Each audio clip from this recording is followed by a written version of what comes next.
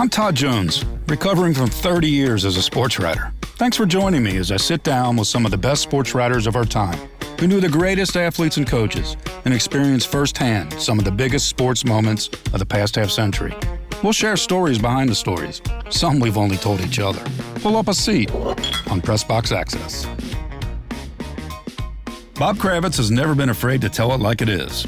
There are no sacred cows in his field. He's always been willing to take an unpopular stance with his column if he believes it. And he believes it because he does the reporting. I know Bob is more than a fearless writer. He dared to survive a car ride in Greece with me behind the wheel. Oh, we're going to get into that and more. Hey, Bob, it's been a while, man. Thanks a lot for joining us on the show. It's absolutely my pleasure, Todd. Good to hear from you again. Well, Bob, I know you're busy. You're still at it, 36 years, but you're still cranking them out now for The Athletic. It's been quite a ride for you throughout your career. You were Denver for a decade, Indianapolis since 2000, different places before that, Plain Dealer in Cleveland, SI. You've been all over the place, and you're still cranking them. I really admire that. Well, you know, I need to retire with money. And believe me, if I could retire in the next 10 minutes, Todd, I think that I would. Don't do it in 10 minutes. I mean, we need you for a little longer than that. All right, maybe after this podcast. But look, I love what I do. And, you know, I've got a lot of friends who have real jobs and, you know, they really want to retire. They just want to get out and play golf every day. And I'm not saying that I don't want to play golf every day, but I still get juice. From doing this. It's still fun. Well, it has been quite a ride. And I was thinking about back to the times that we have crossed paths, and we had quite a ride, literally, in 2004 at the Olympic Games in Athens, Greece. Yes. You and I and Tom Archdeacon from the Dayton Daily News and Karen Krause from the New York Times decided to take a car ride from Athens to Olympia to see the original site of the Olympic Games, the ancient games. And it was like a 4-hour drive. And I don't know what your memory is of that day. I have a lot of great memories, but I also have a little, painful memories of when we returned. Well, yeah, first I remember the drive out there was one of the most beautiful scenic drives I've ever taken. I mean, we were along the coast and it was just spectacular. And I remember Olympia itself really being inspiring and you just felt like you were walking into history. But yeah, when we came home, we were doing okay on that one major highway. Yeah, that one highway, we were fine. Yeah, we were fine. And then we got to the outskirts of Athens. And then we had absolutely, people, yes, there was life before cell phones and Google Maps. And that's when that was the era we were living in. So we had no earthly clue how to navigate our way back home. Not only that, but I don't even think this was a car. I think it was a tuna can with 4 wheels. It was a little bit like my first car in college. Yes. It was. Yes. It was. It's not something that should be on a major road. And I remember we were heading back, and we kept stopping at all these gas stations to ask for directions. Right. That's what old guys do, right? You stop and ask directions. Right. And, they say guys don't ask for directions. Well, we asked for directions.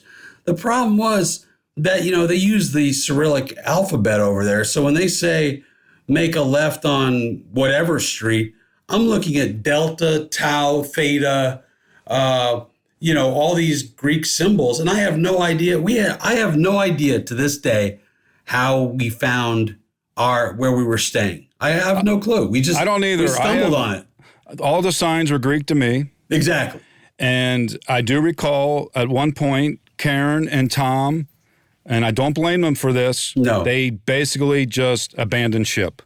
Well, we were stopped and they fled the car to go hail a cab. And you and I were stuck in the front of the tuna can. I'm driving and I'm like, well, we're going down with a ship, Kravitz. Well, I appreciate the fact that you stuck by me because I may have ended up in Cyprus. Which wouldn't have been so bad when you think about it. Which wouldn't have been bad, but I think Cyprus is an island, so it would have been tough in my tuna can. Well, hey. I think it's an island. I'm not sure. Whatever. I'm glad you stuck it out. And I remember getting home and sucking down several quick beers just to make the memory. Just to decompress. Right. But it was a wonderful day. It was a wonderful day. It was a wonderful day. I mean, Olympia itself, it's the site of the ancient games, right? And you and I were standing at the tunnel knowing this is where the ancient Greeks went through this archway, and it was fabulous. But it will always be the memory of the tuna can and the Greek signs. It was almost as frightening as I remember with Les Bowen. We were I think it was in Albertville. And we were Philadelphia, Les? Yeah. Yeah, Les Bowen. And we were coming back from a hockey practice, USA hockey practice, and the brakes were going out on this car. We're coming down the damn mountain now. And somehow he was like James Bond. I don't know how he got us down, but to this day, I owe my life to Les Bowen. You got to have no fear in this business, and you have had no fear throughout your career. I mean, heck, you even play hockey. You were a goaltender. I was. So not only did you write sports, you played sports, and you're in the net taking hockey pucks slapped at you. So you have no fear, right, Bob? You know what's funny? When I lived in Denver, sometimes I would go out with some of the Avalanche players when they needed a goaltender during the summer. And I would play. Wait a minute, Patrick Waugh wasn't available? Yeah, Patrick wasn't available. Their backup, I think Craig Billington. So they would ask me if I want to come out and play. So I'm out there with Adam Foote and Peter Forsberg and all these guys, and they are lighting me up like a Christmas tree. My 5-hole is declared a national park. I mean, they're just killing me. But it was great fun. I can say that Alexei Gusarov took a slap shot that hit me in the chest so hard I couldn't breathe for about 5 minutes. Well, rumor has it you were in slap shot, so that was the way it was. Yeah, so, yeah. But seriously, you did. You actually played club hockey at Indiana, where you went to college, and you were in net for the Hoosiers club team, right? Well, the Hoosiers had a pretty good basketball team too. They were pretty good. When you were in college, and they had this coach, I think his name was Robert Montgomery Knight, I believe. Yes. So you, in the early 80s, I mean, you're working for the student newspaper, and you're covering the national champions. They won the championship in 81. And you're in school. And talk about no fear. You once told me about the first time you ever met Bob Knight as a journalist. What was that like? Yeah, I think it was my sophomore year, and they put me on IU Hoops with another guy, I think Tom Brew, and so his secretaries told me and Dan Barrero, who was working, I think, in Louisville at the time, told us to just wait for Coach Knight in his office. So we did, and about 10 minutes later, this very large naked man. Comes naked. Yeah, follow me, Todd. I don't know if I want to. Completely buck naked, walks out of the shower and plops himself down on a red Naugahyde type chair and just sits there. It's like, what the bleep do you want? So he was messing with me. I mean, he comes out there, he's buck naked. Okay. And I'm scared to death. And he's buck naked, and he's like, what the hell do you want? And actually, we had a pretty good discussion. What did you talk about? You and Naked Bob. Me and Naked Bob, we talked about access. And I bet. Well, he's giving you plenty. Yeah, he's got more access than I know what to do with. We talked about access. It's funny. He told me, if you have something that you're writing that needs me and you need me, you feel free to come to me anytime, and don't worry if I get pissed off, because I don't want you to be a so-and-so like some of these other writers. You come to me and let's have a discussion. Well, about a month later, I wrote a piece that I needed a quote from him. And I went to talk to him, told him what I was writing about. And he went bananas. Really? He went bananas. I mean, I remember Isaiah Thomas was on the court laughing his behind off. I'm trying to keep my language good here, but that's all right. It's all fair in the bar we're in. Don't worry about it. He's laughing. By the way, what was the story about that he was so upset about? What I wrote was 1 year earlier, a couple of guys got kicked off the team for allegedly smoking marijuana at the Alaska shootout. Because what the hell else is there to do in Alaska? Except be cold. Except be cold. So, and I had talked to some of those players, and actually one of them was very thankful to Coach Knight for, setting him on the straight and narrow, yada, yada, yada. Right. The other one was kind of critical, and the third one I couldn't get a hold of. So I told Knight, I was doing this story, and he went crazy. And so the next game they were playing at Kentucky, and I'll never forget being in the press room before the game, and all the managers are looking at me and kind of whispering. And I'm thinking, what the hell is up?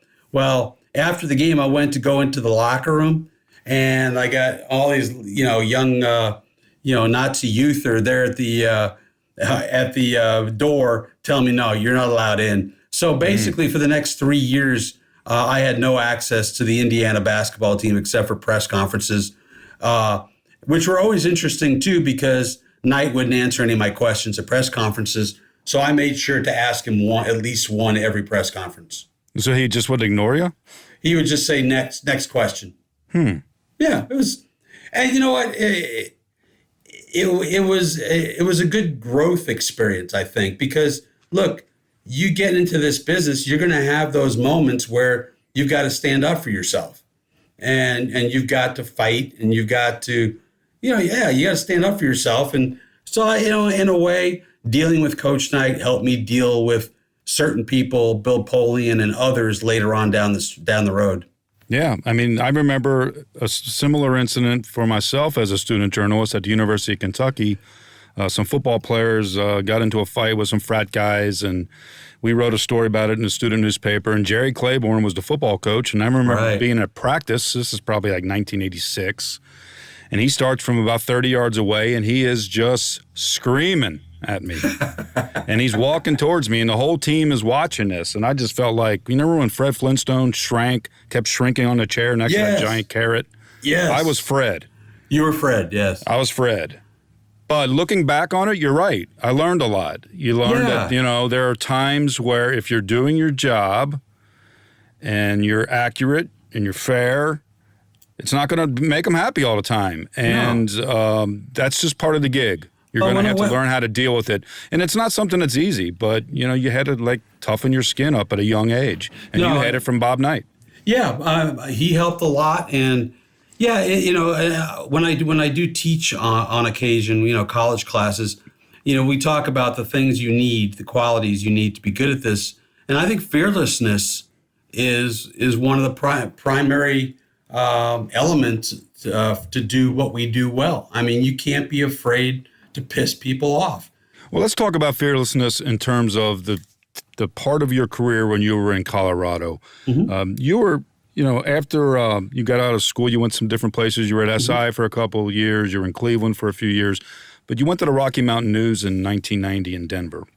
And for the kids out there, Denver in the 1990s was an old-fashioned newspaper war. It was beautiful. The Rocky Mountain News versus the Denver Post. And there was a lot going on in that decade you were there in Denver. What was it like to be a reporter, a writer, a journalist in Denver in the 1990s? Well, it was so insane that there were times, honest to God, where I would talk to athletes in a locker room who I had no intention of writing about that day or maybe ever.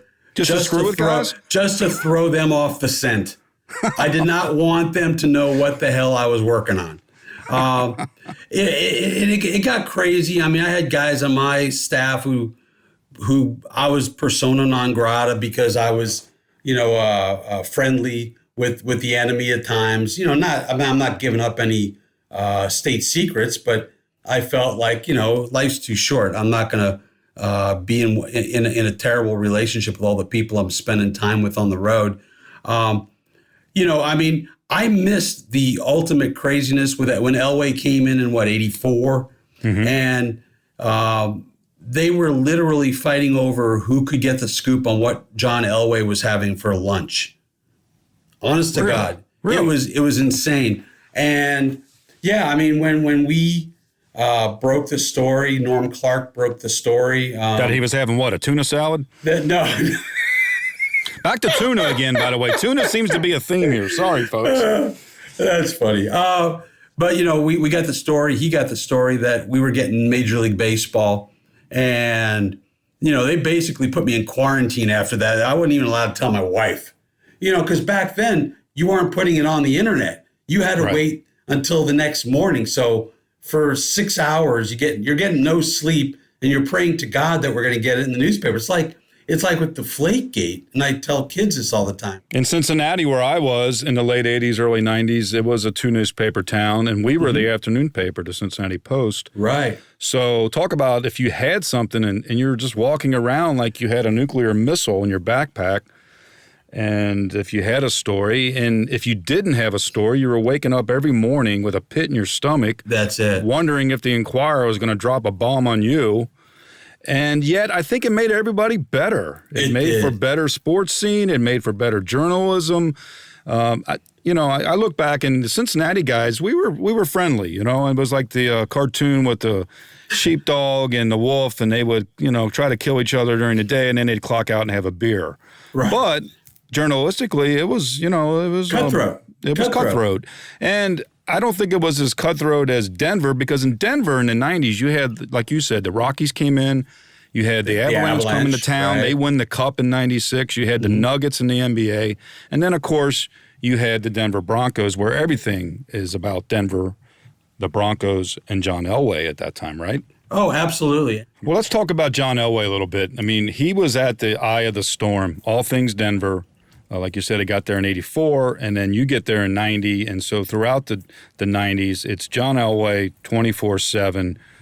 What was it like for Elway to be the eye of the storm? What was it like for you as a journalist to be around him and to cover a guy like that at that time period? Well, earlier on, he complained that and I remember Jay Mariotti, who we both know very well. Jay killed him, as Jay is wont to do. Killed him because John talked about how he didn't have any privacy. And I guess there was a story about what the Elways gave for Halloween candy. And he got very upset and said, I can't breathe in this town. Yeah, he said, I'm about to suffocate. I'm about to suffocate. I'm glad you remember that. Yeah. And Jay killed him for it. By the time I got there in 90, I think he had come to terms with the fact that, he is who he is. And, he's like Peyton was here in Indianapolis, where he's, he's just on another level. I thought John was a cool guy. He's a kind of, we didn't go out and have beers or anything, because that's not something I do with athletes on a regular basis. I don't think any of us do, but I just thought John was pretty chill. I thought that he handled things well. He had one period where he went to Dick Connor, who was a columnist with the Denver Post, and complained about Dan Reeves and basically ran Reeves out of town. And they ultimately brought in his guy, Mike Shanahan, and then went on to win 2 Super Bowls. I have to mention here that in 1990, maybe 5, before they went on their little run of Super Bowls, I wrote a brilliant column saying they really ought to trade John Elway. That was a good one. Yeah. What do the kids say now? That did not age well. No. That did not age well. I think about all the stupid things I've read. That was wine with not only a cap on top, that had Scotch tape on top. I know. But it's okay. We all make mistakes. We've all been there, right? Oh yeah, absolutely. So what did Elway respond to that? Nothing. Elway, I think, understood the dynamic of a 2-newspaper town. I'm not saying that he went to school and studied journalism, but he's a sharp enough guy that I think he understood that everybody was fighting over who could say the most outrageous stuff, or who could get the big scoop on the Broncos. So yeah, I think that was part of the quarterback then, right? The quarterback, they were more available. Now it's like you get a few minutes in a canned setting. But quarterbacks back in those days, I remember Boomer Esiason in Cincinnati, he would hold fort at his locker every day almost. And you'd be at his locker, several writers, and he would just talk on. And at the end he'd go, "You guys got enough?" Oh yeah. That was John. I mean, nowadays, Peyton was always incredibly available, but you only got him a couple of days, maybe once or twice a week. Right. Now, if you needed him for something special, they would accommodate you. But no, it's funny. We had Phillip Rivers here last year, and Phillip Rivers is like the all-time greatest media dude. I mean, he will talk and talk and talk, and he gave you great stuff on Zoom. I can't imagine how great he would have been to actually have conversations in the locker room with him. Right. Yeah, he's got a great reputation for that. Yeah. But John, it's funny, when you look back on Elway's career, there was a time when he was 0-3 in the Super Bowl, and he was getting blasted for not being able to win the big one. At the same time, he was this guy who also produced, the drive and a 47 fourth quarter comeback. So he was doing it, but he just couldn't win that big one. The Broncos couldn't get over the hump, and then it all changed when he finally got the monkey off his back. Well, Did he change after they finally won the Super Bowl in '97? I think he found athletic peace. I really do. I think he always talked before he won about how it's not going to define me. I'm happy with who I am and what I've accomplished. And if I never win a Super Bowl, it won't be a hole in my resume. And then he won. And you remember that helicopter play against Green Bay. And I remember looking at Mike Litwin in the press box, and we both just sort of mouthed to each other, it's over. They're going to win this thing. They're going to win this thing. After he won the Super Bowl, he said, you know what? All that time I was saying that I'd be fine with not winning the Super Bowl, I was lying. Winning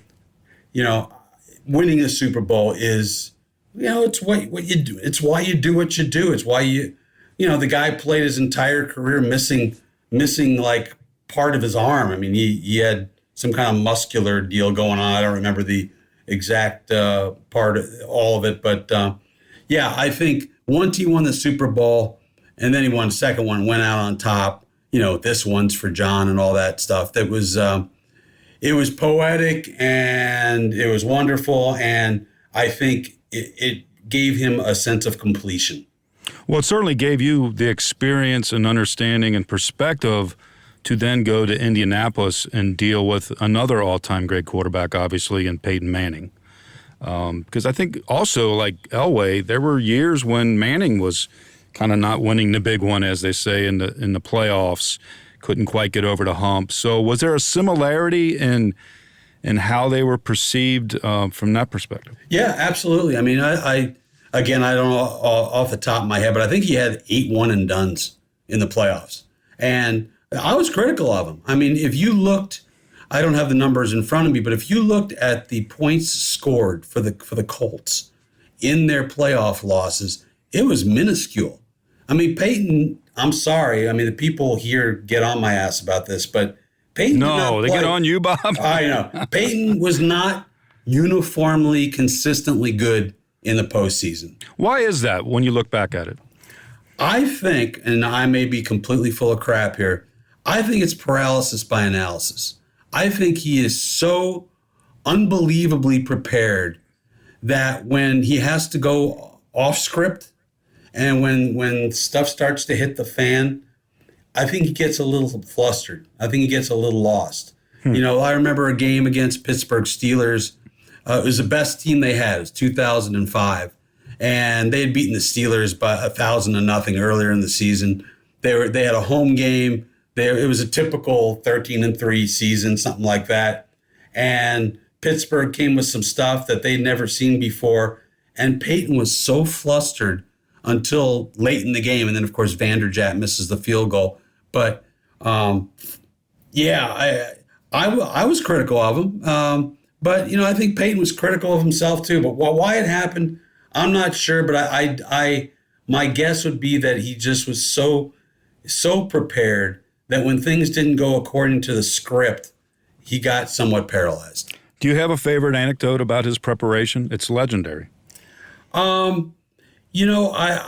remember once asking him about, because he calls so many audibles at the line of scrimmage. And I asked him one time, I said, you ever worry about losing your voice? And he went on and told me about all these things he does for his voice. all these tinctures and things that he does. This isn't a preparation story. It's one of my favorites. One day, he was doing autographs for kids, and I just was kind of hanging out, and I noticed that he had incredible penmanship. And so I asked him, I said, I look at some of these other guys, it just looks like chicken scratch. It's a Cyrillic alphabet. I don't know what you're saying. But I look at Peyton's, and Peyton's was John Hancock. It was beautiful. Was he taught by nuns? No, but he was taught by his father. And we sat and talked for almost 40 minutes where he talked about the importance of writing legibly so that kid who got an autograph in training camp in 1998 or whatever, 2000, that he can look at that ball one day and say, that ball, I got that signed by Peyton Manning, and not be left to guess who it is. That's kind of an insight to his thoughtfulness too, because everybody has heard about the charities he's been involved in, the Peyton Manning Children's Hospital there in Indianapolis, but he's got a reputation of being a very accommodating person. Was available to the people and to the media in Indianapolis. It wasn't a role he played, right? It was just kind of who he was. Yeah, I mean, some people thought he was phony because almost too good to be true. But just like he did a Zoom interview prior to the Hall of Fame induction for this weekend, but he did it about a week or two ago, and it's a small thing, but he knows everybody by name. And you say, yeah, this is Bob Kravitz from The Athletic. Hey, Bob, how you doing? How's your family? And then he'd answer your question. And it wasn't just me. I mean, he did it with everybody. Hey, pal, what's going on? And it sounds like BS, but I think it was important enough for him to care. And he's always been like that. I mean, I can't tell you, Todd, and I wrote about this in The Athletic recently, number of times I've had people reach out to me and say, I've got an aunt who's dealing with, cancer and would love nothing better than to hear from Peyton Manning. And I would email him and say, hey, you do what you want to do, but I'm just letting you know, no obligation, right? No obligation. Just do what you want. And without fail, somebody will call me back and say, my aunt just talked to Peyton Manning for 15 minutes. And it meant the world to her. And it's just something he does. And, he cares about this game. He cares about his reputation, but who the hell doesn't? Yeah, exactly right. And I didn't have a lot of time around Peyton, very limited, on rare occasions. But I always, from afar, the thing that made me feel like he must be like a real genuine dude in terms of how he presents himself is that he was also known as a prankster, right? Oh my gosh. He was the worst. He was, in fact, I talked with one of their staffers. He said that between Peyton and the offensive linemen at the training camp, it was like a mafia crime family. They used to take they took this guy's Jeep and put it on floats and put it out in the middle of a lake in Terre Haute. One of the players' Jeeps? One of the staffers' Jeeps. Yeah. Oh, yeah. He did one thing after another. But yeah, and you couldn't get back at him. I mean, you just couldn't because Jim Irsay would not allow it. Well, I always felt, if a guy has a good sense of humor, then there's got to be some genuineness there. Yeah, and we've had some interesting conversations. There was this one time he was pissed off at me for something. I don't remember exactly what it was. And we had a great conversation. At one point, I said, Peyton, you are so full of shit. And he just started laughing. And I remember my little daughter at the time was walking by my office, and she's looking at me and she's like, did you just tell Peyton Manning he was full of shit? I said, yes, it was not one of my most professional moments, but it was just two guys hashing out their differences. And I just find him to be real. He's a special guy, and I'm really looking forward to this weekend. Now, when you think about it, your own career, 10 years pretty much with Elway, 12, I think, with Manning. Right. Luck. I mean, we're talking a couple decades, Bob, where you're around two of the all-time greatest NFL players. Incredible. When you think about it, is there something about both of them that made them who they were? Yeah, and I also had Bernie Kosar, and I'm not putting him in their category, obviously, but he was pretty damn good. Right. Not an all-timer, but, pretty damn good. I think the thing with Peyton and with Elway, but especially Peyton, is he never got bored with the game. He never, like Peyton, and I had this conversation with the late Kobe Bryant when Kobe came through Indianapolis the day after Peyton threw for like 480 yards. And he was saying the thing about great athletes is they never get bored they never get tired of striving to get an edge, to get better, to learn something new about the game that they didn't know before. And I don't know that Elway had that intellectual curiosity. I think he became more of a thinking man's quarterback as his career went on. But Peyton was a thinking man's quarterback from the word go. And I just think that the great athletes it's a never ending quest to improve. And he just never got bored with the game of football, and he still isn't. Yeah, it's like Alexander the Great wept when there was no more worlds to conquer, right? Right. Well, these guys keep finding new lands to conquer and new things, new slights. On the morning of August 1st, 1966, shots ring out from the observation deck of the clock tower on the University of Texas campus. It marks the infamous beginning of the modern era of mass shootings in America. You're listening to Stop the Killing podcast. Join us as we take you behind the crime scene tape to explain global mass shootings and mass attacks. I'm Sarah Ferris, but more importantly, this is Catherine Schweit, the former head of the FBI's active shooter program. I spent 5 years as the FBI's top executive looking for answers to the mass shooting crisis. I've been at the shooting scenes, I've traced heroic acts of bravery, and I've sat silently and listened to the heart-wrenching stories from survivors. Amongst this horror, there is hope. We all hold the key to stop the killing. You just need to know how to unlock the door. Download Stop the Killing and be part of the solution. Search Stop the Killing on Apple, Spotify, and all the usual suspects. That make them want to prove something, and I think that really is, what separates the ultimate guys from, just the very good guys. Yeah, absolutely. Well, another ultimate guy, another ultimate quarterback that you're kind of tied to is another guy, Tom Brady. Yeah. You've mentioned this. Meanwhile, you were covering Andrew Luck, not like another slice of ham here as a Colts quarterback. You had Andrew Luck also. But Brady and you are there's always going to be part of Brady and Bob Kravitz tied together because of Deflategate. Yeah. And it was, in 2015, the AFC title game, you mentioned this. You broke the story on Deflategate. How did that come about? So after the game, I was down in the locker room doing my thing, and then we did a little post-game show for the NBC affiliate. And I had left my phone up in the press box, A, because I'm a moron, and B, it needed charged. Okay, so after all this stuff, I come up to the press box and I see a text from somebody saying, basically call me, it's incredibly important. So I call this person and I'm told what's going on. I then spent the next 45 minutes trying to get it confirmed. And I got really lucky that night. I got it confirmed by a great source.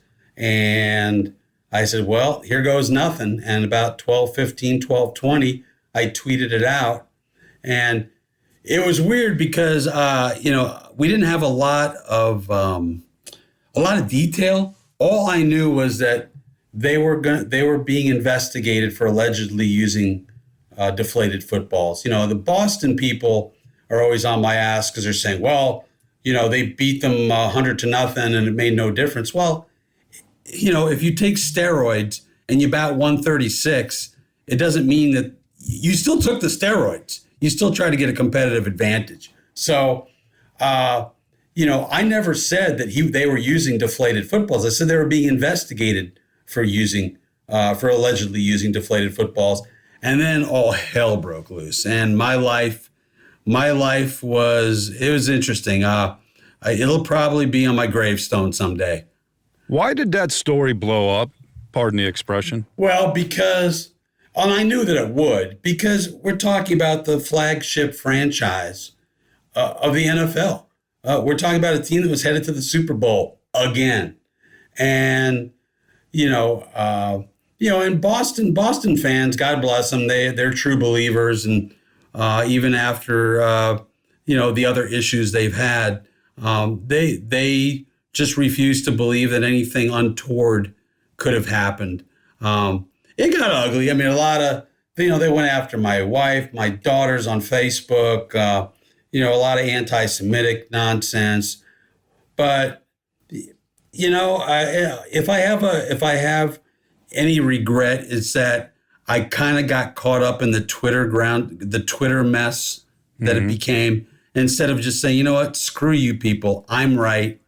Not right that they used deflated footballs. I was right that they were being investigated for using deflated footballs. And I should have just taken the high road. I wish I had, but I like to fight, not physically, unless necessary, but I'm a fighter, and I just would not put up with having my integrity questioned on this. Well, that turned into not only the league, but you had court cases. Oh. What was the craziest moment for you personally to be in the middle of that? I got to think about that a little bit. Well, I'll tell you the most surreal moment for me. I got a call from CNN to go on, and I was on with Anderson Cooper. And I almost called him Cooper.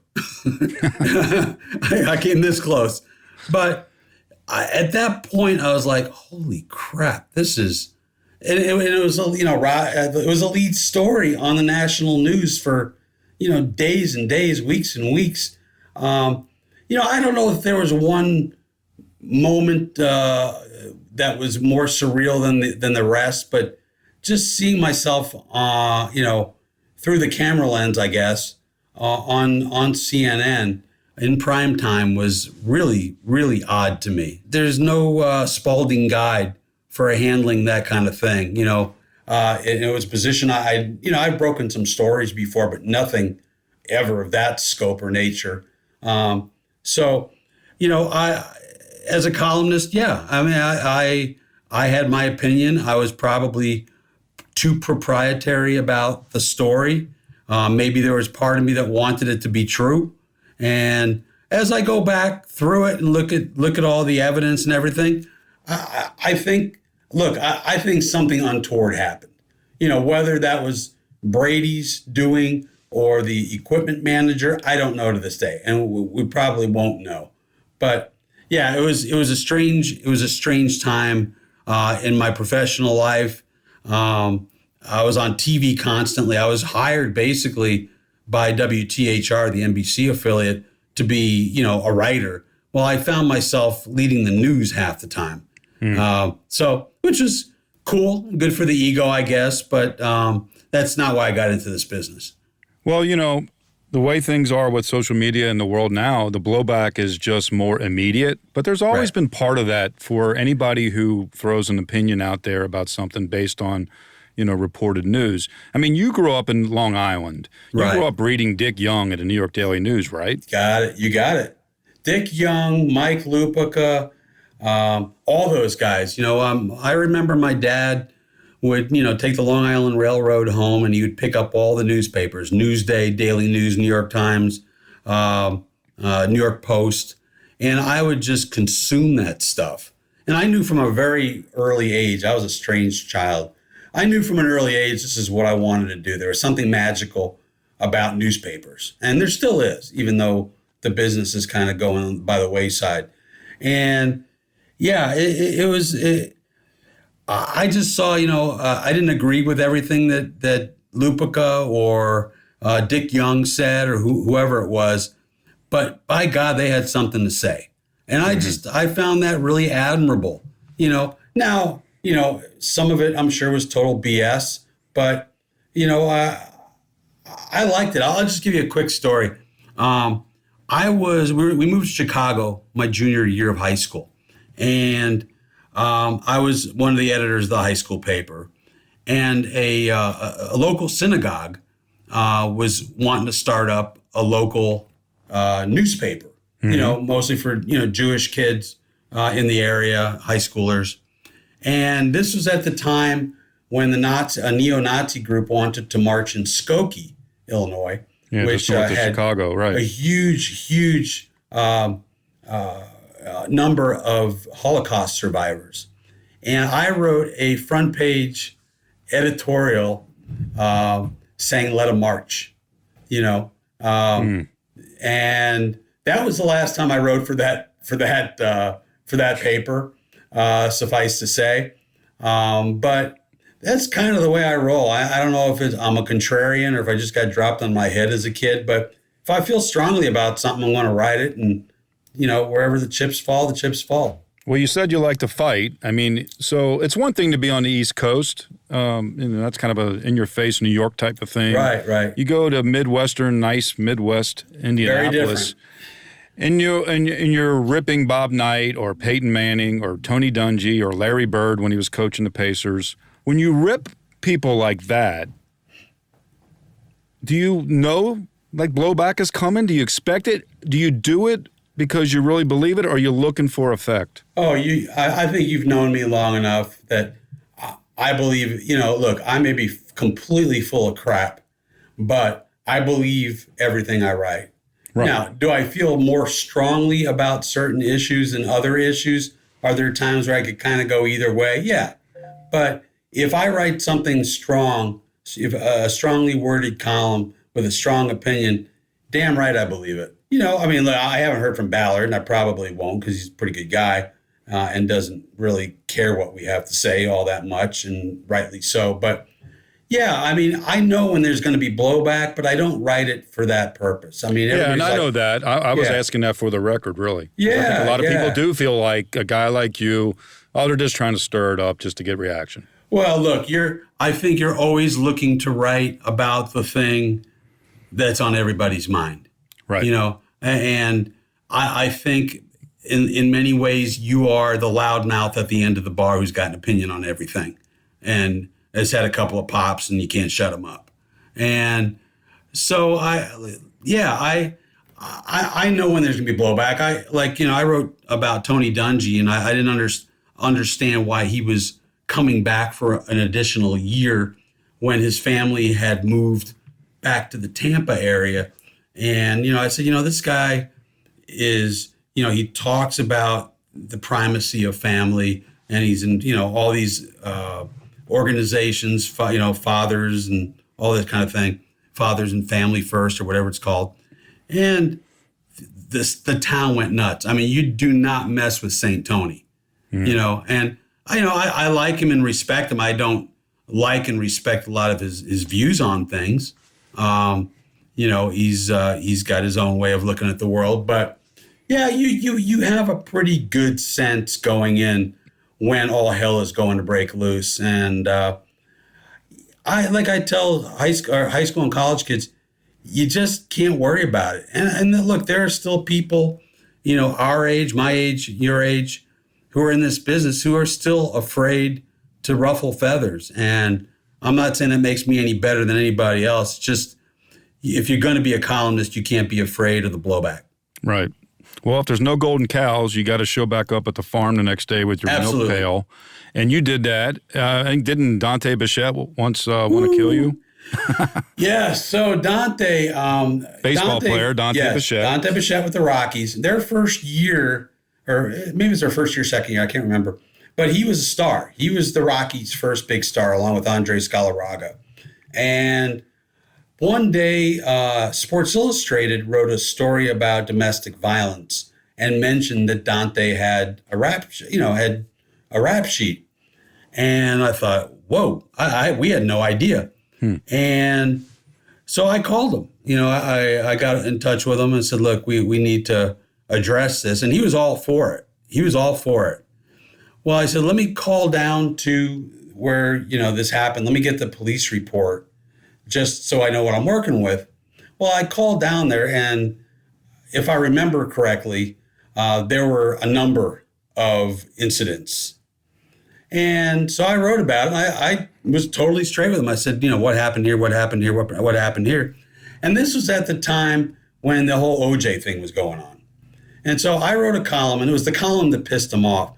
But I talked about the importance of writing about this sort of thing, And so at training camp, spring training the next year, I'm just sitting there, in the outfield doing nothing. And he comes walking up to me, and he'd been lifting a lot of weights or doing something in the off season because he was big and he was angry. And thank God, Don Baylor, the late manager of the Rockies and one of my favorite people, he saw that it was going to get ugly fast. Now, Dante, we were nose to nose. I was screaming back at him. And, again, probably not the most professional thing, but, you kind of revert to your essential humanity at that point, and, I'm just not going to put up with it. If somebody wants to have a civil discussion, a disagreement, like I often did with Peyton, I can do that. But if you want to threaten me and make a big show of it in front of your teammates, I'm not going to back down. So thank goodness Don Baylor kind of put an end to it. How is it when you have a working relationship with a guy like Bill Polian for several years? When he was general manager and president of the Colts, you and Bill, you describe it. What was your relationship like? Not good. It started out pretty good. Look, it's funny. Peter King, our friend Peter, told Bill, I said, I give you and Kravitz 3 weeks. Because Peter knows how I roll, and he knows Bill doesn't like the media unless you're hardcore football insider.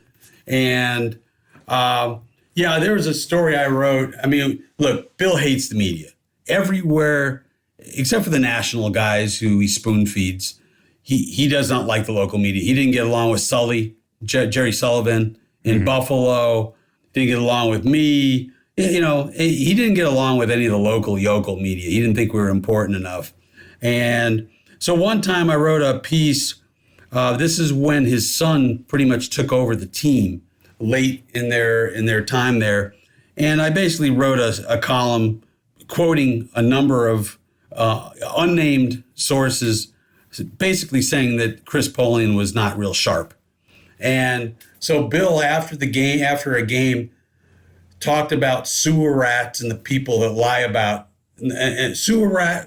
He called me a sewer rat, basically, on the radio. And I didn't even know about it. I was writing my column in the press box, and all of a sudden, my Twitter blows up. You're a sewer rat. It's like high school. It's like high school. It really is. And the cool thing is, I went to his Hall of Fame when he was got his some Hall of Fame deal. And I went and congratulated him, and we had a nice talk. And I acknowledged that at times I was a little over the top, and he acknowledged that he was a little over the top. And look, we're never going to be best buddies, but I think we reached a certain détente at that point. Mm-hmm. And I think, I've always had respect for guys like you that are willing to go there, with opinions, and then, stand up. Yeah. Like you said, you like to fight. And I mean, sometimes that's the way it goes. For a columnist, especially, or a beat reporter who breaks a big news story that somebody doesn't like. That just, that was part of the gig. Absolutely. Do you have a favorite hate mail example? Ooh, there's so many, Todd. I'll give you mine. I'll give you mine. Oh yeah, you give me yours. I once got a letter. I still have it. It's a handwritten letter. I'm going to frame it someday. I keep forgetting to frame it. It's a handwritten letter addressed to me, and it just said, to Todd Jones, F you, go Irish. And I thought, that is so brilliant. That is so brilliant. Brevity is the soul of wit. He's right to the point. Right. Gets right to the point and doesn't pull any punches, and I probably deserved it, and I kept that one. That was a great example. One of my favorites, and I wish I had kept it. It wasn't hate mail, but one year, the Indianapolis 500 was going to have Donald Trump as the pace car driver. Mm-hmm. And this is at the time where he was starting to make noise about how Obama wasn't American and all this stuff. And I wrote a column saying, there is no way you can have this moron, excuse me for all the the hell with you. Anyway, I wrote this column. A couple of weeks later, I get a handwritten note from Donald Trump's office. It's a Xerox copy of my column, and he writes, "Thanks for the pub, Donald." I wish I still had it. There's no bad publicity, right? There's no bad publicity. Well, you know what's funny? You said you like to fight, but I also know you well enough, Bob, that you once told me, and it surprised me in a conversation we had, you said, I don't handle stress well. Yeah. And I think that's really an interesting juxtaposition that, you can relish the fight and get in and, swing away. And yet at the same time, it's not always, it's not hard labor. We're not digging ditches, but there is a lot of stress in that type of career, the late nights to travel and so forth. And you've had some health issues, right? Yeah, physically it's beaten me up. And, part of it is family history. I had a quadruple bypass last April. And I've had one thing after another. It hasn't been you almost fun. had a heart attack at age 46, right? Yeah. Like 15 years ago? Yeah. And it's stressful. Part of it is family history. Part of it is I don't take as good a care of myself as I really should. And part of it is it's just a damn stressful job when you're always having to produce. And some people handle it better than others. And it's always been... It's like, mentally it's been okay, but physically it's taken a bit of a toll. Like I've had, we've talked about this. I've had issues with depression and anxiety, but that doesn't seem to be related to the work. I don't know where it comes from, honestly, but I enjoy my work. But I think some of the physical maladies, which I think really held me back in my career, are things that I think are brought on by the stresses of the job. Because I don't care what you do or how wonderful a job you have. I mean, there are stresses that come with it. And exactly. It's been a bit of a challenge for me. Let's put it that way. Yeah, I know I had my own issues when I was younger, especially looking back, the travel, you're on the road, you're unsure of yourself.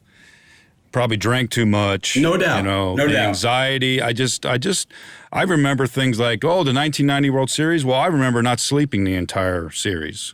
Right. Just because I was just on edge. And so there's things that you look back on your younger days, and I know personally I didn't handle it well. And I think that's one of the good things about getting older when you start to take stock in a career, no matter what it is that you do, and you look back and you say, you can actually have some better judgment about how you were or what you did, and also a better appreciation about, what it is that you did for a living. Yeah, and I remember covering, San Antonio and the New Jersey Nets in the NBA Finals, and I remember my anxiety was so bad that we got back to the hotel in New York, and I couldn't get in the elevator for 2 hours. I just sat in the lobby. I just could not imagine being in a crowded elevator. I couldn't do it. It was, the anxiety was overwhelming at times. And I have to say that, when I was at the Star, which is when things kind of got a little wonky for me, my bosses were great. My bosses understood, the mental health thing is big now. Back then, not so much. And I always felt like they were going to fire me tomorrow because I couldn't cover an all-star game because my anxiety was through the roof. But they were very good about it. And, I think I was good for them. So, they accommodated me. Bob, why did you decide to go public a couple years ago about your depression and panic attacks? That's a great question. I think, there were a couple of athletes who had come out and talked about. Correct me if I'm wrong. I think Theo Fleury, who I knew real well in Denver. Kevin Love, that was another one. A couple of athletes had come out, and I just decided, And look, at this point, it's almost a cliche to write the column, but I just wanted to be personal. I want to be real and say, hey, for a long time there, I would go to bed at night and hope I didn't wake up the next morning. It got serious. I mean, I remember driving halfway to a stress clinic to check myself in, and I turned back around, and I probably shouldn't have, but I was really suicidal at that point. And it's I do things now to keep all those things at bay. I think I'm in a much better place emotionally, but dude, it's been a tough couple of years. I lost my dad. I lost my job at Channel 13. The Athletic has been great, but it's been a challenge. It's not what I have done my entire career. I've been a 1,200 word columnist, and they want other things. So it's been a challenge, and I'm just, but I think I'm in a better place to handle it emotionally than I was before. Well, that's great to hear. And I know that because of conversations we've had, and I'm happy for you personally. Thanks, and I know the business is better off with you still cranking them out. And, read Bob in The Athletic. He's still bringing thoughtful opinions and breaking news, and sports journalism's better because of it. So I'm glad you're still doing it. Thank you, buddy. And you think about it, you are a survivor. You survived 8 hours in a tuna can with wheels in Greece with me driving. Well, I think the hard part was with you. That was the hard part. No, it was great. No, I've always enjoyed. I wish you were still in the business. I'm glad you're doing well and happy, but you were always one of the guys. I miss going out. How old are you, Todd? I'm 56. 56. Okay, I'm 61. Our group, we like to go out and have a couple beers. Yeah, more than a couple. More than a couple. Certainly in my case, I was a nutcase back then. Play hard, work hard. Play hard, work hard, absolutely. But I enjoyed this. Thank you. Thank you, Bob. I really appreciate it, and best of luck. All right, thanks, buddy. Thanks for listening to Pressbox Access. If you enjoyed this episode, please be sure to subscribe and follow us on Apple Podcasts or on your favorite podcast app. We'd love for you to review us. 5 stars would be nice. Follow us on social media. Drop us an email at pressboxaccess.com. And be sure to spread the word. Everyone is welcomed here. This has been a production of Evergreen Podcasts. A special thank you to executive producers Michael D'Aloia and Gerardo Orlando, producer Bill Huffman, and our audio engineer Dave Douglas. I'm your host, Todd Jones. It's closing time. Rock on.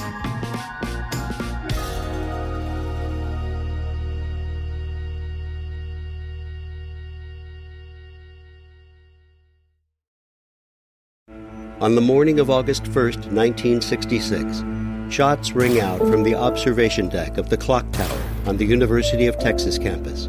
It marks the infamous beginning of the modern era of mass shootings in America. You're listening to Stop the Killing podcast. Join us as we take you behind the crime scene tape to explain global mass shootings and mass attacks. I'm Sarah Ferris, but more importantly, this is Catherine Schweit, the former head of the FBI's active shooter program. I spent 5 years as the FBI's top executive looking for answers to the mass shooting crisis. I've been at the shooting scenes, I've traced heroic acts of bravery, and I've sat silently and listened to the heart-wrenching stories from survivors. Amongst this horror, there is hope. We all hold the key to stop the killing. You just need to know how to unlock the door. Download Stop the Killing and be part of the solution. Search Stop the Killing on Apple, Spotify, and all the usual suspects.